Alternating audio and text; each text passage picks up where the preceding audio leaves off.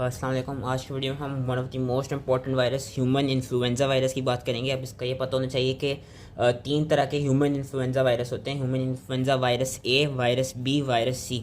जो सबसे डेंजरस होते हैं ना, जो सबसे ज़्यादा वर्ल्ड वाइड पेंडेमिक्स क्या कहते हैं कराता है, इन्फेक्शन जो कराता है वो है वायरस ए, सबसे डेंजरस। उसके बाद इन्फ्लुएंजा बी होता है जो कि क्या कहते हैं मेजर आउटब्रेक्स कराते हैं, पर इतने पेंडेमिक मतलब वर्ल्ड वाइड पेंडेमिक्स नहीं कराते, लेकिन इसकी भी क्या कहते हैं इन्फेक्टिविटी काफ़ी ज़्यादा है। फिर जो उसके बाद जो सबसे लीस्ट इन्फेक्टिव होता है, जो कि कोई मेजर आउटब्रेक्स कराते भी नहीं, जिसमें से माइल्ड रेस्पिरेटरी ट्रैक्ट के इन्फेक्शन मिलते हैं, वो होता है इन्फ्लुएंजा वायरस सी। तो हमने ये चीज़ याद रखनी है। अभी हम आगे देखेंगे कि जो इन्फ्लुएंजा वायरस ए है और जो वायरस बी है, हम वैक्सीन में इन्हीं के स्ट्रेन को यूज़ करते हैं। वायरस जो इन्फ्लुएंजा सी है वो इतना इंपॉर्टेंट नहीं है, और आगे हम इन्फ्लुएंजा ए और बी की ही ज़्यादातर बात कर रहे होंगे। अब ये जो इन्फ्लुएंजा वायरस हैं, specially influenza virus A and B, इनकी इंपॉर्टेंट प्रॉपर्टीज़ क्या है कि they are composed of segmented. इसमें हम देखेंगे कि इनकी जो वायरल जो जीनोम होती है वो आरएनए होती है, सिंगल स्ट्रैंड आरएनए जीनोम होती है, लेकिन वो 8 सेगमेंट्स के फॉर्म में होती है। सेगमेंटेड होती है, 8 छोटे से सेगमेंट्स होते हैं जो कि सिंगल स्ट्रैंडेड आरएनए के होते हैं। हेलिकल न्यूक्लियोकैप्सिड होता है, आउटर लाइपोप्रोटीन एनवेलप होता है। ये चीज़ इंपॉर्टेंट है। ये चीज़ इंपॉर्टेंट इसलिए क्योंकि हम देखेंगे कि इसकी जो एनवेलप है उसमें 2 एंटीजन्स होते हैं, जो कि मेन क्या कहते हैं, जिनकी हमेशा उनमें कोई म्यूटेशंस आ रही होती हैं, जिसकी वजह से इनकी हर साल स्ट्रेन्स बदल रहे होते हैं, हर साल इनके कोई डिफरेंट स्ट्रेन आ रहे होते हैं, जिसकी वजह से हर साल इनके हम अभी आगे देखेंगे डिफरेंट वैक्सीन्स क्या कहते हैं, डिफरेंट हर साल के लिए इनकी कोई नई वैक्सीन होती है। अब होता क्या है कि ये इनके पास अपना आरएनए डिपेंडेंट आरएनए पॉलीमरेज होता है, जो कि अगेन नेगेटिव पोलैरिटी जीनोम के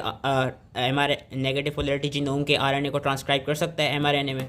उसके बाद इसकी जो एनवेलप है, एनवेलप में जो 2 इंपॉर्टेंट इसकी एंटीजन्स होते हैं, या 2 इंपॉर्टेंट जो स्पाइक्स जो होते हैं, जो प्रोटीन्स होती हैं, एक होती है हीमोग्लूटिनिन, ये वाली चीज़ याद रखनी है, हीमोग्लूटिनिन। दूसरी होती है न्यूरामिनिडेज। और याद रखना है कि जो इन्फ्लुएंजा ए है, ये इन्फ्लुएंजा ए के अंदर ही पाई जाती है। इन्फ्लुएंजा ए में हीमोग्लूटिनिन होती है और इन्फ्लुएंजा ए में न्यूरामिनिडेज होती है। इन्फ्लुएंजा ए की जो हीमोग्लूटिनिन है उसकी 16 डिफरेंट टाइप्स हैं, वेरस जो न्यूरामिनिडेज है उसकी 9 डिफरेंट एंटीजेनिकली डिस्टिंक्ट टाइप्स हैं। होता क्या है, जो हीमोग्लूटिनिन है, जो कि अगेन मैं रिपीट कर रहा हूँ, ये इन्फ्लुएंजा ए में होती है। हीमोग्लूटिनिन का फंक्शन क्या है, बेसिकली ये सेल सरफेस रिसेप्टर पे, it could be either receptor either neuraminic acid और साइलिक एसिड, वो उस पर बाइंड करती है, और उस पर बाइंड करने के बाद वो इन्फेक्शन, जो सेल का इन्फेक्शन होता है उसको इनिशिएट कराती है। और उसके अलावा ये करती क्या है कि हम अभी आगे देखेंगे कि जो हमारी बॉडी में जो एंटीबॉडीज़ बनती है, जो न्यूट्रलाइजिंग एंटीबॉडीज़ बनती हैं, वो इसी एंटीजन के खिलाफ बनती हैं। हीमोग्लूटिनिन के खिलाफ ही एंटीबॉडीज़ बनती हैं, न्यूरामिनिडेज के खिलाफ इतनी नहीं बनती।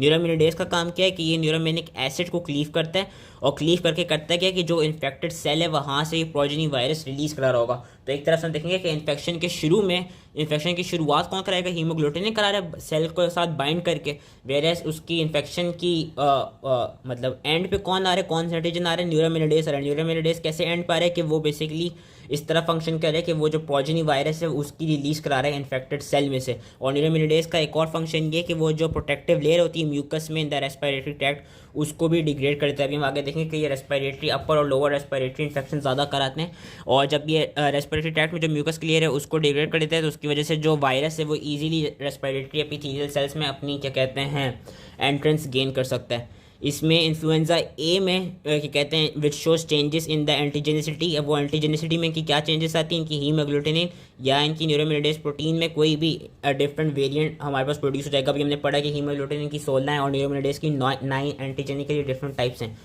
2 चीज़ें जो कि आपने याद रखनी, जो कि इन्फ्लुएंजा ए में होती हैं, जो कि इन्फ्लुएंजा ए को बहुत पेंडेमिक करवाती हैं, जो म्यूटेशंस, जो 2 बेसिकली एंटीजेनिक प्रॉपर्टीज़। एक इसके पास होती है एंटीजेनिक शिफ्ट, जो कि मोस्ट इंपॉर्टेंट है, और एक होती है एंटीजेनिक ड्रिफ्ट। ये दोनों याद रखनी है। एंटीजेनिक ड्रिफ्ट बहुत आसान है। एंटीजेनिक ड्रिफ्ट में से बेसिकली क्या होता है कि जो अपनी वायरस की जो अपना जीनोम है ना आरएनए, उसमें कोई म्यूटेशन आ गई तो उसकी वजह से वो एंटीजेनिक ड्रिफ्ट कहलाई जाती है। एंटीजेनिक शिफ्ट जो होती है, जो कि मोस्ट इंपॉर्टेंट है, उसमें क्या होता है कि रीअसॉर्टमेंट, हमने अभी पढ़ा था कि इसके अंदर 8 डिफरेंट सेगमेंट्स होते हैं आरएनए के, तो इसमें एंटीजेनिक शिफ्ट में रीअसॉर्टमेंट हो जाती है उन सेगमेंट्स की, वो जो आरएनए के जीनोम होते हैं। रीअसॉर्टमेंट का क्या मतलब है, इस तरह ने दिखाया है कि जो इन्फ्लुएंजा वायरस है सिर्फ ह्यूमंस में नहीं होता, ये बाकी डिफरेंट एनिमल सोर्सेज में भी पाया जाता है। इसमें जो मोस्ट इंपॉर्टेंट है, जो कि चिकन में जो इन्फ्लुएंजा वायरस होता है, ये उन्होंने दिखाया है कि चिकन इन्फ्लुएंजा के अपनी हीमोग्लूटिनिन और वो लगे हुए हैं न्यूरामिनिडेज, वेरस ये ह्यूमन के अपने हीमोग्लूटिनिन और न्यूरामिनिडेज लगे हुए हैं। इनकी रीअसॉर्टमेंट हुई है जो कि एंटीजेनिक शिफ्ट करा रही है। अब वो रीअसॉर्टमेंट क्या हुई है कि कुछ हीमोग्लोबिन और न्यूरोमिनिडेज इसके साथ एक्सचेंज हो गए। अब वो एक्सचेंज होने की वजह से हम ये देख सकते हैं डिफरेंट स्ट्रेन बन गया इन्फ्लुएंजा का, जो कि ज़्यादा इन्फेक्शियस होगा और जो कि ज़्यादा क्या कहते हैं डेंजरस सा इन्फेक्शन, ज़्यादा बेसिकली ज़्यादा हाई लेवल पे डिजीज़ कॉज करेगा। तो ये मोस्ट इंपॉर्टेंट प्रॉपर्टी जो कि इसको ज़्यादा वो क्या कहते हैं, जिसकी वजह से इसकी ज़्यादा डिफरेंट स्ट्रेन हमें मिलते हैं, एंटीजेनिक शिफ्ट जिसे हम कहते हैं। उसके अलावा ये देखा गया कि जो इन्फ्लुएंजा ए है, इन्फ्लुएंजा ए के अंदर M1 और M2 मेट्रस प्रोटीन्स होती हैं। M1 मेट्रस प्रोटीन का इतना फंक्शन नहीं है, वो यूजली जो इंटरनल न्यूक्लियो प्रोटीन है और जो एनवेलप है उसके दरमियान प्रेजेंट होती है, और ये सिर्फ एक स्ट्रक्चरल इंटेग्रिटी प्रोवाइड करी होती है। M2 मेट्रस प्रोटीन जो है उसका काफ़ी इंपॉर्टेंट काम है, वो बेसिकली आयन चैनल बनाती है। होता क्या है कि जब वायरस आपका सेल के अंदर एंटर हो जाता है तो आपका जो और आके जब एंटर होने के बाद जब वो अनकोटिंग करता है तो होता क्या है कि जो M2 मेट्रस प्रोटीन है वो बेसिकली एक आयन चैनल बनाती है। वो आयन चैनल होता क्या है कि वो जो हाइड्रोजन आयंस होती हैं उनको वायरस के अंदर ज़्यादा से ज़्यादा वो करा देती है, उनकी एंट्रेंस करा देती है। अब जब हाइड्रोजन आयन ज़्यादा से ज़्यादा वायरस के अंदर एंटर हो जाते हैं, उससे होता क्या है कि जो वायरस का अपना एनवेलप है वो डिस्टर्ब हो जाता है। उसके डिस्ट्रप्शन की वजह से जो उसकी वायरस की न्यूक्लियो कैप्सिड कोर है जिसके अंदर उसका अपना RNA है वो आराम से निकल जाता है और वो निकल के फिर न्यूक्लियस में माइग्रेट कर जाता है। ये इसकी M2 प्रोटीन थी। और हम आगे जब वैक्सीन पढ़े होंगे तो पहले पिछले ज़माने में जो वैक्सीन यूज़ होती थी वो इस वाली M2 प्रॉपर्टी के खिलाफ यूज़ होती थी, लेकिन अब देखा गया कि इस M2 प्रोटीन में भी काफ़ी म्यूटेशंस आने लगी हैं। उसके अलावा इन्फ्लुएंजा के पास अपने ग्रुप स्पेसिफिक और टाइप स्पेसिफिक एंटीजेंस होते हैं। टाइप स्पेसिफिक कौन से हैं, वो ये भी जिनकी हम बात करें, हीमोग्लूटिनिन और न्यूरामिनिडेज। ग्रुप स्पेसिफिक कौन से हैं, ग्रुप स्पेसिफिक वो एंटीजेंस हैं जो कि इंटरनली जो कि न्यूक्लियो कैप्सिड कोर के अंदर प्रेजेंट होते हैं। जो internal ribo nucleo protein present है उस RNA में, जो वो बेसिकली ग्रुप स्पेसिफिक एंटीजन होता है, वो ही डिटरमिन कर रहा होता है कि कौन सी ग्रुप का इन्फ्लुएंजा होगा। It will be either A, B या C। जो टाइप स्पेसिफिक है, टाइप स्पेसिफिक ज़्यादा इंपॉर्टेंट है। मैंने अभी कहा कि हीमोग्लोबिन के खिलाफ एंटीबॉडीज़ बनती हैं। और ये भी देखा गया कि जो ग्रुप स्पेसिफिक एंटीजन्स हैं जो कि ग्रुप A या B, C डिटरमिन करेंगे, जो इंटरनल राइबो न्यूक्लियो प्रोटीन्स हैं, इनके खिलाफ जो एंटीबॉडीज़ बनती भी हैं वो इसकी इन्फेक्टिविटी कम नहीं करती। वेरस जो हीमोग्लूटिनिन के खिलाफ एंटीबॉडीज़ हैं वही वायरस की अपनी इन्फेक्टिविटी को डिक्रीज़ कर सकती हैं।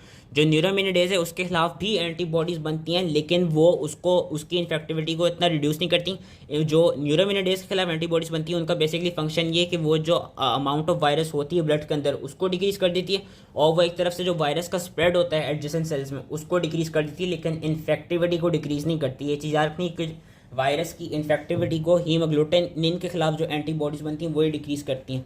इसके अलावा ये देखा गया कि कुछ नॉन स्ट्रक्चरल प्रोटीन भी होती है लाइक NS1 जो कि इन्फ्लुएंजा वायरस का जीनोम बताता है। और NS1 का फंक्शन क्या है, NS1 के पास ये एबिलिटी है कि वो इंटरफेरॉन की सिंथेसिस को इनहिबिट कर सकती है, और जो इंटरफेरॉन का एक्शन है उसको ब्लॉक कर सकती है by inhibiting the protein kinases and ribonucleases which mediate interferons antiviral action. तो बेसिकली ये एक तरफ से इननेट जो डिफेंस है उसको रिड्यूस कर रही है। अभी मैंने कहा कि एनिमल वायरस जो वो भी RNA वो बेसिकली होते क्या हैं कि they are the source of RNA segments, क्योंकि उनके थ्रू भी RNA के हमें जीन्स मिल सकते हैं, और उससे हमें क्या मिलता है उसके थ्रू हमको फिर एंटीजेनिक शिफ्ट वेरिएंट्स मिलते हैं, जो कि हमको यहाँ पे देखेगा ये डिफरेंट एंटीजेनिक शिफ्ट वेरिएंट्स मिल जाते हैं। इसमें से याद रखना है कि जो मोस्ट इंपॉर्टेंट अभी करंटली जो मोस्ट इंपॉर्टेंट वेरिएंट्स हैं जो कि इन्फ्लुएंजा कराते हैं, इन्फ्लुएंजा A के जो हैं, क्योंकि मैं अगेन रिपीट कर रहा हूँ, इन्फ्लुएंजा A में ही आपके वो होते हैं हीमोग्लूटिनिन और न्यूरामिनिडेज। और ह्यूमंस के टाइप में देखा गया कि ह्यूमंस में स्पेसिफिकली हीमोग्लूटिनिन 1, H1, H2, H3 ज़्यादा प्रीडोमिनेट करते हैं, और न्यूरामिनिडेज की N1 और N2 ज़्यादा प्रीडोमिनेट करते हैं। और अभी करंटली हमारी दुनिया में H1N1 यानी हीमोग्लूटिनिन 1, न्यूरामिनिडेज 1, और H3N2 यानी हीमोग्लूटिनिन 3 और न्यूरामिनिडेज 2, इन दोनों के स्ट्रेन्स ज़्यादा क्या कहते हैं हमारी दुनिया में इस वक्त कॉमन है। तो ये दो इसके खिलाफ आई बिलीव MCQ या वाइवा में पूछ सकते हैं कौन से दो स्ट्रेन्स अभी हैं हमारी करंट वर्ल्ड में। तो ये वाले दो इस वक्त इन्फ्लुएंजा A के करंटली प्रेजेंट हैं। उसके अलावा जो इन्फ्लुएंजा B है, इन्फ्लुएंजा B का याद रखना है, क्योंकि मैंने कहा था इन्फ्लुएंजा A और B दोनों डेंजरस होते हैं, लेकिन इन्फ्लुएंजा A ज़्यादा डेंजरस होता है। इन्फ्लुएंजा B का ये कि इसके पास अपनी दो एंटीजेनिकली डिस्टिंक्ट सब टाइप्स हैं। वो डिस्टिंक्ट सब टाइप्स कौन सी हैं, एक है विक्टोरिया लिनेज और एक है यामागाटा लिनेज। लेकिन ये याद रखना है कि इन्फ्लुएंजा B सिर्फ ह्यूमन वायरस है। इन्फ्लुएंजा A जो है वो एनिमल वायरस भी है, जिस तरह हमने देखा कि चिकन के थ्रू वो जो चिकन वाला इन्फ्लुएंजा था वो ह्यूमन वाले इन्फ्लुएंजा के साथ रिएसॉर्टमेंट कर रहा था। इन्फ्लुएंजा B का याद रखना है कि ये सिर्फ ह्यूमन वायरस है, और इसके पास क्या कहते हैं अपने जो इसके पास अच्छा ये सिर्फ वो है ह्यूमन वायरस है। इसके पास कोई हीमोग्लूटिनिन या न्यूरामिनिडेज नहीं होता, तो इसकी वजह से इसके पास कोई एंटीजेनिक शिफ्ट की प्रॉपर्टी नहीं होती, लेकिन इसके पास एंटीजेनिक ड्रिफ्ट की प्रॉपर्टी होती है। एंटीजेनिक ड्रिफ्ट ये होता था कि वो जो उसका वायरस का अपना जीनोम है उसमें कोई म्यूटेशन आ सकती है, और इसकी जो एंटीजेनिकली 2 डिस्टिंक्ट सब टाइप्स हैं जो कि वैक्सीन में भी पाई जाती हैं, हम इसकी जब आगे पढ़ेंगे तो इसकी जो डिस्टिंक्ट सब टाइप्स हैं विक्टोरिया लिनेज और यामागाटा लिनेज। ट्रांसमिशन कैसे होती है इन्फ्लुएंजा वायरस की? इट इज़ होती है through airborne respiratory droplets. Pathogenesis क्या है इसकी? पैथोजेनेसिस बेसिकली ये है कि ये कराता है क्या है, ये फेरिंग्स, लैरिंग्स, ट्रैकिया और ब्रोंकाई की इन्फ्लेमेशन कराता है। मैंने भी कहा ये अपर और लोअर रेस्पिरेटरी ट्रैक्ट इन्फेक्शन कराता है। तो ये टिपिकल फेरिंगो, लैरिंगो, ट्रेकियो, ब्रोंकाइटिस कराते हैं क्योंकि ये इन चारों ऑर्गन्स में इन्फ्लेमेशन कर रहा है, और इन सम केसेस या इन रेयर केसेस ये निमोनिया भी करा सकता है, और जब ये निमोनिया कॉज कराता है then there is a high chance it can further aggravate the condition of the patient and it can even lead to death। इसमें ये देखा गया है कि जो न्यूरोमिनिडेज है, न्यूरोमिनिडेज से करता क्या है, वो जो प्रोटेक्टिव म्यूकस लेयर होती है जो कि मेरे ख्याल से मैंने पीछे भी बताया था, उसको डिग्रेड कराता है, जिसकी वजह से वायरस इजीली जो अपर और लोअर रेस्पिरेटरी ट्रैक्ट के एपिथेलियल सेल्स हैं उनमें एंटर हो जाता है। लेकिन ये जो इन्फेक्शन है ये याद रखना कि it is only limited to respiratory area, ये बाकी और इसके खिलाफ कोई रीमा नहीं दिखे गए, ये कहीं सिस्टेमिकली कहीं और जाते नहीं, सिर्फ रेस्पिरेटरी ट्रैक्ट को ही इन्फेक्ट करता है। इसमें देखा है कि जो इसके हमें सिम्टम्स मिलते हैं वो यूजली माइल्जिया मिलता है, वो माइल्जिया इसलिए मिलता है क्योंकि साइटोकाइंस आपके ब्लड में इंक्रीज हुए होते हैं। कौन से साइटोकाइंस? इंटरल्यूकिन 6, इंटरल्यूकिन 8 और ट्यूमर नेक्रोसिस फैक्टर। बेसिकली इनकी वजह से आपको माइल्जिया मिल सकता है। माइल्जिया इस मसल पेन। और इसकी इम्यूनिटी कैसे होती है? इम्यूनिटी ऐसी होती है क्योंकि रेस्पिरेटरी ट्रैक्ट को कर रहे, तो रेस्पिरेटरी ट्रैक्ट में जो सेक्रेटरी इम्यूनोग्लोबुलिन्स बन रही होती हैं, आईजीए इम्यूनिटी प्रोवाइड करती है, आईजीजी भी इम्यूनिटी प्रोवाइड करती है, और जो साइटोटॉक्सिक टी सेल्स होते हैं, जो CD8 टी सेल्स होते हैं, वो भी प्रोटेक्टिव रोल प्ले करते हैं। क्लिनिकल फाइंडिंग्स की क्या देखेंगे? क्लिनिकल फाइंडिंग्स की ये देखी गई, इसका इंक्यूबेशन पीरियड है 24 to 48 hours. Fever, myalgia, headache, sore throat और कफ यूजली सडनली डेवलप हो जाता है, लेकिन जो सेवियर माइल्जिया है which is coupled with respiratory tract symptoms, ये इसका टिपिकल क्लिनिकल फाइंडिंग होती है। वॉमिटिंग और डायरिया बहुत रेयर होते हैं, यूजली नहीं दिखे जाते हैं। ये जो इसके सिम्टम्स होते हैं वो खुद ब खुद ही स्पॉन्टेनियसली 4 से 7 दिन में वो हो जाते हैं, रिजॉल्व हो जाते हैं। लेकिन अगर तो इसको बैक्टीरियल निमोनिया हो जाए या कोई इन्फ्लुएंजा की वजह से ही फर्दर निमोनिया में चली जाए कंडीशन, तो it can complicate the course. और ये भी देखा गया है कि इन तरह के पेशेंट्स में आपको सिर्फ बैक्टीरियल निमोनिया भी हो सकता है। बैक्टीरियल निमोनिया कौन सी बैक्टीरियल निमोनियास करा सकते हैं? स्टेफिलोकोकस और या स्ट्रेप्टोकोकस निमोनिया, ये भी इन पेशेंट्स में क्या कहते हैं निमोनिया कॉज करा सकते हैं। और कौन से पेशेंट्स होते हैं हाई रिस्क में? हाई रिस्क वाले पेशेंट्स होते हैं वो children less than 5 years of age and old people which are older than 65 years of age, pregnant females, obese individuals, residents of chronic care facilities and जो immunosuppressed persons हैं, ये usually at high risk of getting infected with influenza. इसकी clinical finding है race syndrome. Race syndrome मैंने varicella में भी बताई थी जो कि चिकन पॉक्स करा रही थी, याद रखनी कि वेरिसेला में। और जो इन्फ्लुएंजा की टाइप बी है, इन्फ्लुएंजा बी और वेरिसेला क्लिनिकल फाइंडिंग्स में रेस सिंड्रोम भी दे सकता है उन बच्चों में अगर आप उनको एस्प्रिन देते हैं। एस्प्रिन देने से भी नो कि रेस सिंड्रोम जो है वो एब्रोगेट हो जाता है चिल्ड्रन के अंदर। लैब डायग्नोसिस क्या है? लैब डायग्नोसिस की कुछ इंपॉर्टेंट है वो याद रखनी होगी। लैब डायग्नोसिस एक तो जो लैब डायग्नोसिस इसकी ये है कि क्लियर नज़र आ रहा है। लैब डायग्नोसिस इसकी ये हैं कि एक तो इसकी अपनी जो जीनोम है उसको जो अपना इसका RNA वो डिटेक्ट कर सकते हैं थ्रू PCR। हम नेट कर सकते हैं, न्यूक्लिक एसिड एम्प्लीफिकेशन टेस्ट कर सकते हैं, जो कि बेसिकली डायग्नोस कर लेगा कि whether infection is caused by influenza A और whether it is caused by influenza B virus. ELISA most important कराते हैं। एलिसा हम क्यों कराते हैं? हम वायरल एंटीजेंस को डिटेक्ट करने के लिए एलिसा करा सकते हैं। उसके अलावा और कुछ टेस्ट होते हैं जिस तरह फ्लूओया या क्विक व्यू इन्फ्लुएंजा टेस्ट। ये दो टेस्ट बेसिकली क्या करते हैं? ये भी वायरल एंटीजेंस को डिटेक्ट करते हैं, लेकिन ये थ्रू मोनोक्लोनल एंटीबॉडीज़ को यूज़ करके वायरल एंटीजेंस को डिटेक्ट करते हैं। तीसरा एक टेस्ट होता है जिसका नाम होता है जी स्टैट फ्लू। जी स्टैट फ्लू क्या करता है? ये बेसिकली जो वायरल न्यूरोमिनिडेज है उसको डिटेक्ट करते हैं by using a substrate of this enzyme, जो कि वो सबस्ट्रेट करता है कि जैसे इसके खिलाफ रिएक्ट करते हैं वो अपना कलर जो है वो चेंज कर लेता है। उसके अलावा इसमें क्योंकि एंटीबॉडी टाइटर रेज हो जाता है, तो जो एंटीबॉडी टाइटर है उसको हम पेशेंट में सीरम में उसको भी डिटेक्ट कर सकते हैं। और हम ही एंटीबॉडी टाइटर को चेक करने के लिए कि वो कितना रेस हो रहा है, हम क्योंकि हमने पढ़ा था इसमें हमने देखा था कि हीमोग्लूटिनिन के खिलाफ एंटीबॉडी बन रही थी, तो हम इसमें हीमोग्लूटिनेशन इनहिबिशन और कॉम्प्लीमेंट फिक्सेशन टेस्ट भी करा सकते हैं। और हम सेल के कल्चर में अगर आपने किसी सेल में इस वायरस को कल्चर कर भी दिया तो उसमें हम थ्रू डायरेक्ट फ्लोरेसेंट एंटीबॉडी भी डिटेक्ट कर सकते हैं। जो मेन इसकी लैब डायग्नोसिस याद रखनी है वो PCR तो याद रखना है, उसके थ्रू उसकी RNA डिटेक्ट हो जाएगी, जीनोम डिटेक्ट हो जाएगी, एलिसा याद रखनी, क्योंकि एलिसा के थ्रू हम एंटीजन डिटेक्ट कर रहे हैं। क्विक व्यू और फ्लू ओ अगर याद हो गया तो ठीक है, वरना बेसिकली ये याद रखना है कि कुछ ऐसे टेस्ट होते हैं जो कि वायरल एंटीजन को through the use of monoclonal antibody detect कर लेते हैं। जी स्टार फ्लू याद रखना है, क्योंकि इसमें भी वायरल न्यूरामिनिडेज हम डिटेक्ट करें by using a substrate of this enzyme. और ये भी आप बता सकते हैं कि इसमें हम एंटीबॉडी टाइटर के को चेक कर सकते हैं इन पेशेंट सीरम। ट्रीटमेंट क्या होती है? ट्रीटमेंट इस इसकी इंपॉर्टेंट, ट्रीटमेंट ऑफ इसकी प्रिवेंशन काफ़ी इंपॉर्टेंट है। ट्रीटमेंट इसकी याद रखना है कि इसमें हम मल्टी ड्रग थेरेपी देते हैं। इसमें हम बेसिकली 3 न्यूरामिनिडेज इनहिबिटर देते हैं और 1 बेलोक्साविर देते हैं। इसमें हम 4 ड्रग्स देते हैं। इन चारों ड्रग्स के नाम याद रखने हैं।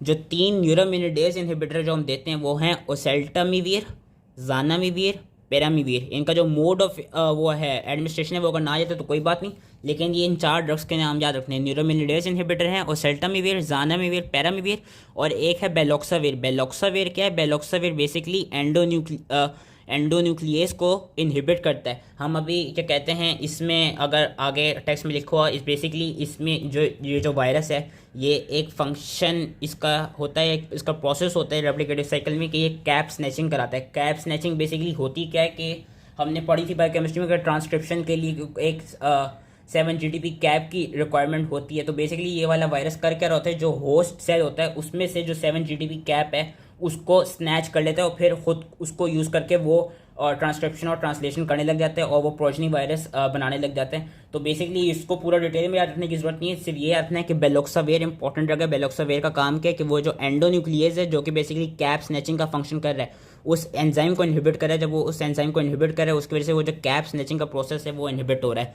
ओसेल्टामिविर अगर तो याद रखना हो वो मैंने इस तरह याद रख ली कि ओसेल्टामिविर ओ से शुरू हो रहा है तो वो ओरली दी जाती है। जानामिविर इनहेल दी जाती है। पैरामिविर का ये कि पैरामिविर पी से यूज़ हो रहा है तो पैरेंटरली वो इंट्रावीनसली दी जाती है। ये 3, लेकिन ये याद रखने के इनके नाम याद रखने के ये 3 है न्यूरामिनिडेज इनहिबिटर। और जब वो न्यूरामिनिडेज को इनहिबिट करेंगे तो उसकी वजह से जो वायरस है वो इन्फेक्टेड सेल से, जो प्रोजनी वायरस है वो इन्फेक्टेड सेल से रिलीज नहीं हो पाएगा, जिसकी वजह से वो एडजेसेंट सेल्स को इन्फेक्ट नहीं कर पाएगा। और ये दोनों इन्फ्लुएंजा ए और बी दोनों के खिलाफ ये काफ़ी इफेक्टिव होते हैं। लेकिन क्या कहते हैं इन करंट टाइम्स ये देखा गया कि जो ओसेल्टामिविर है कुछ H1N1 के कुछ, क्योंकि H1N1 H3N2 दोनों इन्फ्लुएंजा ए की ही टाइप है, ये देखा गया कि ये जो ड्रग्स हैं इन्फ्लुएंजा बी के खिलाफ तो काफ़ी वो हैं इफेक्टिव हैं। लेकिन जो H1N1 है उसमें देखा गया कि उसमें कुछ ओसेल्टामिविर के खिलाफ रेजिस्टेंट स्ट्रेन्स हमें मिल रहे हैं। तो वो एक चीज़ याद रखनी थी। उसके अलावा ये है कि ये जो ड्रग्स हैं ये अगर आप विद इन 48 आवर्स आफ्टर क्या कहते हैं ऑनसेट ऑफ सिम्टम्स देते हैं तो काफ़ी इफेक्टिव होते हैं। और ये करते क्या हैं, ये they reduce the amount of virus produced and therefore reduce the chance of spread to others. They reduce the duration of symptoms within 1 to 2 days। अब जो बेलोक्साविर है, बेलोक्साविर का है वो बेसिकली उस एंडोन्यूक्लियस को इनहिबिट कर रहा है जो कैप स्नैचिंग का प्रोसेस कर रहा है। इसका ये याद रखना है कि it inhibits the cap snatching ribonuclease required for synthesis of influenza virus mRNA। इसकी सिर्फ एक ही डोज देनी होती है। ये भी अगेन विद इन 48 आवर्स में दे देंगे तो इसकी मैक्सिमम इफेक्टिवनेस मिल जाएगी। ये भी दोनों इन्फ्लुएंजा ए और बी के खिलाफ काफ़ी इफेक्टिव है। और जो इन्फ्लुएंजा ए के ओसेल्टामिविर रेजिस्टेंट स्ट्रेन्स निकले उनके खिलाफ भी बेलोक्साविर काफ़ी इंपॉर्टेंट है। तो इसलिए ये चारों ड्रग्स कंबाइन करके हम देते हैं। बाकी जो अमेंटाडीन और रिमेंटाडीन है, अमेंटाडीन पहले दी जाती थी, अब नहीं दी जाती। मैंने इस वीडियो के शुरू में आई थिंक बताया था कि जो M2, जब मैं मेट्रिक्स प्रोटीन 2 बता रहा था कि मैंने बताया था कि M2 के खिलाफ कुछ ड्रग्स बने थे, या मैंने शायद वैक्सीन का जिक्र कर दिया गलती से, लेकिन ये कि M2 के खिलाफ बेसिकली अमेंटाडीन बना था जो कि इस फंक्शन को ब्लॉक करता था कि it blocks the M2 ion channel thereby inhibiting uncoating. लेकिन अब हुआ क्या है कि इसके खिलाफ काफ़ी रेजिस्टेंट स्ट्रेन्स निकल गए। About 90% of H3N2 strains are resistant, क्योंकि देखा गया कि इसमें इस प्रोटीन में कोई म्यूटेशन आ गई जिसकी वजह से अब हम अमेंटाडीन और रेमेंटाडीन को यूज़ नहीं करते। जो बाकी 4 हैं ओसेल्टामिविर, जानामिविर, पैरामिविर और बेलोक्साविर, इन चारों को याद रखना होगा। प्रिवेंशन कैसे होती है? प्रिवेंशन इसकी होती है through the use of vaccine. इस वैक्सीन में याद रखना है कि ये दोनों, इसमें इन्फ्लुएंजा ए और बी दोनों के स्ट्रेन्स होते हैं और ये हर साल डिफरेंट यूजली रिफॉर्मुलेटेड होती है। हर साल रिफॉर्मुलेट होती है क्योंकि मैंने अभी कहा इसके डिफरेंट स्ट्रेन्स इतने, तो कि हर साल कोई ना कोई नया स्ट्रेन आ रहा होता है। यूजली ये देखा गया है कि स्प्रिंग के वक्त ये बनाना शुरू करते हैं, 6 महीने ये लेती है और फिर जब विंटर का सीजन आता है तब तक ये बन जाती है। फिर तब ज़्यादातर आप दे दें क्योंकि विंटर में ही देखा जाता है ज़्यादातर लोगों को नज़ला, खांसी, बुखार होता है। होती क्या है, 2 तरह की वैक्सीन होती हैं, किल्ड वैक्सीन और लाइव एटेन्यूएटेड वैक्सीन।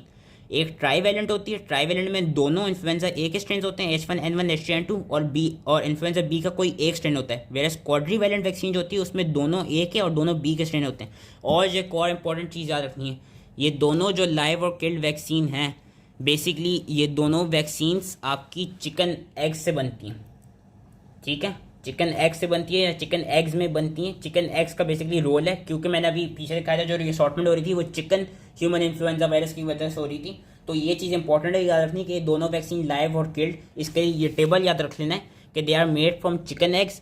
अब होता क्या है कि जो इनमें मेन जो एंटीजन होते हैं वो होती है हीमोग्लूटिनिन, क्योंकि हमने अभी देखा था हीमोग्लूटिनिन के खिलाफ ही एंटीबॉडी बन रही थी। किल्ड वैक्सीन है उसमें मेन इंपॉर्टेंट जो वो है एंटीजन है, इट इज़ हीमोग्लूटिनिन, ये चीज़ याद रखनी है। और जो वो है लाइव एटेन्यूएटेड वैक्सीन है वो टेम्परेचर सेंसिटिव होती है। टेम्परेचर सेंसिटिव का क्या मतलब है, वो दोनों इन्फ्लुएंजा ए और बी दोनों के लिए टेम्परेचर सेंसिटिव होती है। इसका देखा गया कि ये नेजल स्प्रेस की फॉर्म में आती है कि अगर तो ये हम जब इसको जब नेजल म्यूकोजा में प्रेजेंट होगी ये वैक्सीन, तो ये वहाँ पे IgA की इंडक्शन करा देगी और वहाँ पे इफेक्टिव होगी। लेकिन अगर तो ये वैक्सीन लोअर रेस्पिरेटरी ट्रैक्ट में चलेगी जहाँ पर टेम्परेचर हाई होता है, अबाउट 37 डिग्री होता है, वहाँ पे ये काम नहीं करती। तो इस वैक्सीन को इसलिए हम नेजल स्प्रे के थ्रू देते हैं, क्योंकि जब नेजल म्यूकोजा में जाती है वहाँ पे ये IgA जो इम्यूनोग्लोबुलिन ए उसकी इंडक्शन कराती है। यही चीज़ उन्होंने यहाँ पे लिखी हुई है कि लाइव वैक्सीन जो है it is also recommended for children whereas in. और हाँ, एक और चीज़, ये जो किल्ड वैक्सीन है जो कि इनएक्टिवेट जिसमें हीमोग्लोबिन एंटीजन प्रेजेंट है, ये यूजली ओल्ड पीपल के लिए होती है, वैसे जो लाइव वैक्सीन है जो कि नेजल स्प्रे की फॉर्म में आ रही है वो यूजली बच्चों के लिए होती है। अब मैंने एक चीज़ बताई थी चिकन एग वाली, वो चिकन एग वाली इंपॉर्टेंट इसलिए वो याद इसलिए रखनी है, उसके लिए ये टेबल भी याद रख सकते हैं, या आप अगर पढ़ना चाहें तो ये पूरा ये पैराग्राफ पढ़ सकते हैं मेरी तरह। लेकिन जो ये पूरा पैराग्राफ है उसमें टेबल में इन्होंने समराइज़ करके लिखा हुआ है कि बेसिकली कुछ लोग ऐसे होते हैं जिनको चिकन के जो एग्स हैं उनके खिलाफ एलर्जी हो, तो उन पेशेंट्स को हम वैक्सीन नहीं दे पा रहे थे। तो उसको ट्रीट करने के लिए हमने क्या किया, हमने एक तो किल्ड इन्फ्लुएंजा की वैक्सीन बनाई, किसमें, काफ के किडनी सेल में, उसमें हमने किल्ड इन्फ्लुएंजा की वैक्सीन बनाई। और इसमें क्या हुआ, इसमें भी अगेन हमने हीमोग्लूटिनिन को ऐसा एंटीजन रखा। अब और दूसरी हमने कौन सी वैक्सीन बनाई, दूसरी हमने वैक्सीन बनाई रिकम्बिनेंट वैक्सीन। उसको हमने कैसे बनाया, उसमें हमने वो जो जीन थी जो कि हीमोग्लूटिनिन को इनकोड करती थी, उसको हमने इंसेक्ट वायरस में क्या कहते हैं इंजेक्ट करके वहीं पे प्रोपोगेट कर दिया। अब इससे फ़ायदा क्या मिला, काफ किडनी सेल के थ्रू किल्ड इन्फ्लुएंजा वैक्सीन बनाने से और एक रिकम्बिनेंट वैक्सीन इंसेक्ट वायरस के थ्रू बनाने से जिसमें हीमोग्लूटिनिन ए का ही वो है एंटीजन है। फ़ायदा इसमें ये मिला कि इसमें अब चिकन एग्स नहीं यूज़ हो रहे। अब चिकन एग्स जब इसमें यूज़ नहीं हो रही तो जो जिन पीपल को इसके खिलाफ एलर्जी थी हम उन पीपल को ईजिली दे सकते हैं। इसका मेन एडवांटेज यही है कि दोनों का कि they don't contain chicken proteins and they have short turn around time, so the latest drift mutant can be used. Killed vaccine जो कराती क्या है कि इसका बेसिकली फंक्शन ये है कि it induces serum IgG, it induces serum IgA as well as secretory IgA। मैंने यही कहा कि हर साल क्योंकि इसका नया कोई स्ट्रेन आ रहा होता है तो हर yearly boosters are recommended and should be given shortly before the flu season which is during क्या कहते हैं विंटर सीजन। जिन लोगों को क्रॉनिक डिजीजेज हैं जिस तरह रेस्पिरेटरी या कार्डियोवैस्कुलर डिजीज, उनको तो हर हाल में वैक्सीन देनी होती है। प्रेग्नेंट वुमेन को आप किल्ड वैक्सीन देंगे, लाइव वैक्सीन नहीं देंगे, क्योंकि वो क्या कहते हैं फीटस के खिलाफ रिएक्शंस को करा सकती है। और ये देखा गया कि जो ट्रांसप्लेसेंटल IgG होती हैं वो यूजली न्यूबॉर्न को ड्यूरिंग फर्स्ट 6 मंथ प्रोटेक्ट करती हैं। उसके अलावा हम प्रिवेंशन के लिए ओसेल्टामिविर और बेलॉक्साविर भी दे सकते हैं, लेकिन जो इसकी वैक्सीन थी वो इंपॉर्टेंट थी, याद रखना। तो आई होप ईजिली समझ में आ गए हो, क्योंकि this is important virus. And thank you.